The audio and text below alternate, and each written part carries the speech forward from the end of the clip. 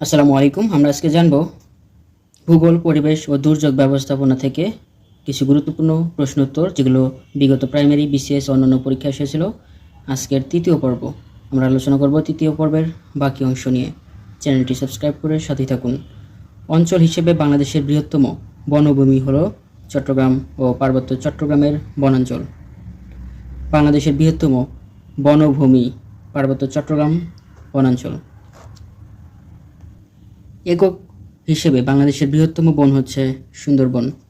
নিচের কোন বনটি সর্ববৃহৎ? সুন্দরবন। দেশের কোন বনাঞ্চলকে চিরহরিৎ বন বলা হয়? পার্বত্য বনাঞ্চলকে। ভিডিওটিতে একটি লাইক দিয়ে সাথেই থাকবেন। চিরহরিৎ বৃক্ষের বনভূমি নিচের কোন জেলায় দেখা যায়? বান্দরবান জেলায়। চট্টগ্রাম অঞ্চলের পাহাড়ি প্রাকৃতিক বনের প্রধান বৃক্ষ হচ্ছে গর্জন। চট্টগ্রাম অঞ্চলের পাহাড়ি প্রাকৃতিক বনের প্রধান বৃক্ষ হচ্ছে গর্জন। বাংলাদেশের দীর্ঘতম গাছের নাম হচ্ছে বৈলাম গাছ। রেলের স্লিপার তৈরিতে ব্যবহৃত হয় গর্জন। পার্বত্য চট্টগ্রামের বনে কোন ধরনের হরিণ পাওয়া যায়? হরিণ পাওয়া যায় হচ্ছে সোমবার ডিট এবং বার্কিন ডিট। চ্যানেলটি সাবস্ক্রাইব করে সাথেই থাকুন। মধুপুরের বনকে কী ধরনের বন বলা যায়? পত্রঝরা বন। deciduous trees are trees those lose the leaves annually. বাংলাদেশের কোন বনভূমি শালবৃক্ষের জন্য বিখ্যাত? ভাওয়াল ও মধুপুরের বনভূমি। ভাওয়াল জাতীয় উদ্যান প্রধান বৃক্ষ প্রজাতি কি?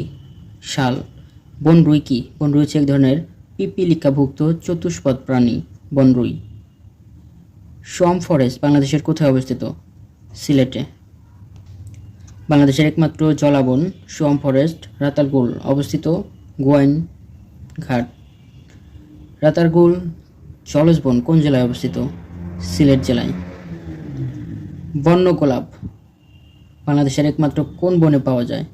বনগোলাপ পাওয়া যায় রাতারগুল জলাবনে। কোন বনাঞ্চল প্রতিনিয়ত লবণাক্ত পানি দ্বারা প্লাবিত হয়? ম্যানগ্রোভ বন।